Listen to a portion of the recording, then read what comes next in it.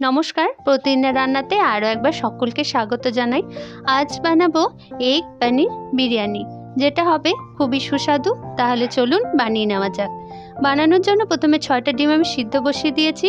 অপরদিকে একটা কড়াই কিছুটা পরিমাণ তেল দিয়ে 4টে বড় পেঁয়াজকে লম্বালম্বি কুচিয়ে নিয়েছি। এরকম লম্বা লম্বা করে কুচিয়ে নিতে হবে।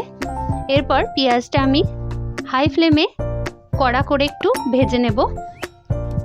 পেঁয়াজ ভাজাটা আমি তুলে রাখবো এবং সেই কড়াইয়ের মধ্যেই দিয়ে দেব কিছুটা পরিমাণ পনির। এবার পনিরটা একটুখানি লবণ দিয়ে হালকা করে ভেজে নেব। বেশি ডিপ ফ্রাই করার দরকার নেই, হালকা ভেজে নিলেই হবে। এরপর সেই কড়াইয়ে দিয়ে দিচ্ছি একটু বড় বড় করে কেটে রাখা আলুটার মধ্যে দিয়ে দিচ্ছি সামান্য পরিমাণ লবণ আর সামান্য পরিমাণ হলুদ। এবার হলুদ লবণ দিয়ে আলুটাকে একটু কষিয়ে নিচ্ছি। আলুটা কষানো হয়ে গেলে আমি তুলে রাখবো। এরপর দেখুন কিছু আমাকে গোটা মশলা নিতে হচ্ছে। এই মশলাগুলোকে একটা বড় পাত্রে জল গরম বসিয়েছি, সেই জল গরমের মধ্যে মশলাগুলো দিচ্ছি। যেমন দিয়েছি সাজিরে, দিয়েছি কিছুটা পরিমাণ গোলমরিচ, দিয়েছি কিছুটা পরিমাণ লবঙ্গ, দিয়েছি 2 টুকরো মতো দারুচিনি, আর দিয়েছি একটা স্টার আনিস, আর দিয়েছি জয়িত্রী, আর দিয়েছি কিছুটা পরিমাণ ছোট এলাচের মুখগুলো একটু ফাটিয়ে নিয়েছি, আর একটা তেজপাতাও দিয়েছি। এরপর দেখুন আমি বিরিয়ানি রাইস নিয়েছি। বিরিয়ানি রাইসটা আমি একটু ধুয়ে নিয়েছি, এটা বাজারে বললেই পাওয়া যায়। এরপর ধোয়া চালটা আমি এই জলের মধ্যে দিয়ে দিচ্ছি। জলটা একটু গরম হয়েছে, তারপর চালটা এর মধ্যে দিচ্ছি। এরপর দিয়ে দিচ্ছি বেশ অনেকটা পরিমাণ লবণ। লবণের পরিমাণটা একটু বেশি দিতে হবে, যাতে চালের মধ্যে সমানভাবে লবণটা ঢুকে যায়। আর দিচ্ছি একটা পাতিলেবুর রস। এখানে আপনি চাইলে ভিনিগারের ব্যবহার করতে পারেন, তবে আমি এখানে পাতিলেবু দিয়েছি। 80% মতো কুক হয়ে এলেই হবে চালটা। দেখুন 80% মতো কুক হয়ে গেছে। এরপর একটা ছাঁকনির সাহায্যে এভাবে করে জলটা ছেঁকে তুলে নিচ্ছি। আপনারা চাইলে স্ট্রেনারের ব্যবহার করতে পারেন। এরপর কড়াইয়ের মধ্যে বেশ অনেকটা পরিমাণ তেল দিয়ে দিচ্ছি একটা স্টার আনিস, আর দিচ্ছি কিছু গোটা মশলা। যেমন দিচ্ছি 2 টুকরো দারুচিনি, আর দিচ্ছি একটুখানি জিরে, গোটা জিরে, আর দিচ্ছি একটুখানি গোলমরিচ, লবঙ্গ। এরপর সমস্ত মশলাগুলোকে একটুখানি ভেজে নেব। মশলা থেকে হালকা সুন্দর গন্ধ বের হলে এর মধ্যে দিয়ে দিতে হবে একটা টমেটো বাটা। টমেটোটা আমি একটা বড় সাইজের নিয়েছি, টমেটোটা আমি বেটে রেখেছি। এবার টমেটোটা আমি এর মধ্যে দিয়ে দিচ্ছি। টমেটোটা দিলে কালারটা ভালো আসে, তবে টমেটোর জায়গায় আপনারা কাশ্মীরি মরিচের ব্যবহার করতে পারেন। এরপর একটু নেড়েচেড়ে নিচ্ছি। একটু টমেটোটা কষিয়ে নিয়ে এর মধ্যে দিয়ে দেব ফেটানো টক দই। টক দইটা আমি ফেটিয়ে রেখেছিলাম, এটা এর মধ্যে দিয়ে দিচ্ছি। আর একটু মশলাটা কষিয়ে নেব। মশলাটা কষানো হয়ে গেলে এর মধ্যে দিয়ে দেব জিরে গুঁড়ো। জিরে গুঁড়ো আমি এখানে 1.5 চামচ মতো নিয়েছি, আর দিয়ে দেব 1 চামচ মতো ধনে গুঁড়ো। এরপর একটু মিশিয়ে নেব। ধনে গুঁড়ো আর জিরে গুঁড়োটা একটু ভাজতে হবে। এর মধ্যে দিয়ে দিচ্ছি বিরিয়ানি মশলা। বিরিয়ানির মশলাটা আপনার বাড়িতেও বানিয়ে নিতে পারেন। এরপর একটু নেড়েচেড়ে এর মধ্যে দিয়ে দেব সিদ্ধ করে রাখা ডিম। ডিমটা আমি আগে কষাইনি, এই মশলার মধ্যেই দিয়ে একটু কষিয়ে নেব। তাহলে ডিমের মধ্যে অনেকটা ফ্লেভারটা চলে আসবে।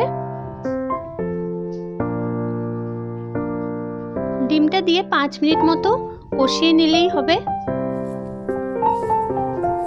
গ্যাসের ফ্লেমটা একদম লোতে রেখে ডিমটাকে কষিয়ে নিচ্ছি। দেখুন কত সুন্দর কালারটা বের হয়েছে। আমার এই রান্নাটি যদি আপনাদের ভালো লেগে থাকে তো চ্যানেলটি সাবস্ক্রাইবের অনুরোধ রইল। আর একটু কালার ভালো করার জন্য আমি এখানে দিয়ে দিলাম হলুদ, আর দিয়ে দিচ্ছি স্বাদ মতো লবণ, আর দিচ্ছি স্বাদের ব্যালেন্সের জন্য চিনি। দেখুন হয়ে গেছে, গ্যাসের ফ্লেম বন্ধ করছি। এরপর একটা তাওয়া বসিয়েছি, তাওয়ার উপরে দিয়ে দিচ্ছি একটা বড় বাটি, আর তাতে দিচ্ছি ডিম কষানো মশলাটা, আর এই মশলার উপরে দিয়ে দিলাম ভেজে রাখা আলু, তার উপরে দিয়ে দিচ্ছি একটু একটু করে রাইস। গ্যাসের ফ্লেমটা এখন অফ আছে। একইভাবে আবার ডিম কষানো মশলাটা এর মধ্যে দিচ্ছি, দিয়ে দিচ্ছি আলুটা কিন্তু সম্পূর্ণ বয়েল হয়নি এখনো।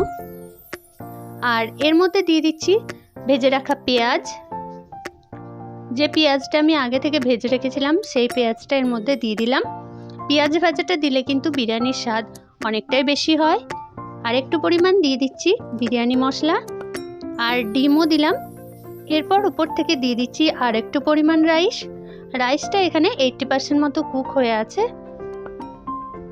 একইভাবে ওপরটাও রেডি করে নিচ্ছি। ওপরে আলু দিইনি, আলুটা যেহেতু একটু বয়েলড হবে তাই তলাতেই আলুটা দেওয়া আছে। এরপর দিয়ে দিচ্ছি কেওড়া জল, আর দিতে হবে গোলাপ জল। এর মধ্যে দুধে ভেজানো কেশরে দিলে খুব ভালো কালারটা আসে।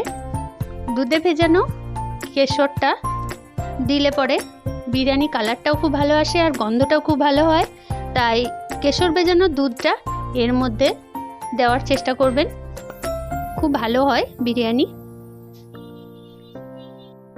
এরপর এটাকে আমি 15 মিনিটের জন্য ঢাকা চাপা দিয়ে আর একটুখানি কুক করে নেব। গ্যাসের ফ্লেমটা এবার অন করছি, আর দিয়ে দিচ্ছি এর মধ্যে 1 বাটি মতো জল না দিলে তলাটা কিন্তু ধরে যেতে পারে। এখানে এই জলের পরিবর্তে যে ভাতের মাঠটা ছিল সেটাও দিতে পারেন। এরপর ঢাকা চাপা দিয়ে 15 মিনিট রেখে দিচ্ছি। গ্যাসের ফ্লেমটা লোতে রেখে আমি এটা 15 মিনিট কুক করে নেব। দেখুন 15 মিনিট কমপ্লিট হয়ে গেছে, একদম সুন্দর বিরিয়ানি রেডি হয়ে গেছে। খুব সহজে চটজলদি বানিয়ে নেওয়া যায়, তাই সকলকে বলবো বানানোর জন্য। এরপর উপর থেকে দিয়ে দেব 4-5 চামচ মতো ঘিয়ের পরিমাণটা আপনারা স্বাদ অনুযায়ী দেবেন, তবে ঘি দিলে খুব ভালো লাগে। এরপর আমি সার্ভিং প্লেটে তুলে নিচ্ছি। ঘিটা দিয়ে 5 মিনিটের মধ্যে আর একটু ঢাকা দিয়ে রাখবেন, তারপর সার্ভিং প্লেটে নিয়ে নেবেন। খেতে কিন্তু অসাধারণ হয়, আর এটাও খেতে খুব সুন্দর হয়েছিল, তাই একবার বানিয়ে নেবেন। সুস্বাদু বিরিয়ানি, চিকেন বিরিয়ানি তো আপনারা খান, তবে এগ বিরিয়ানি একবার খাবেন, খুব ভালো লাগে।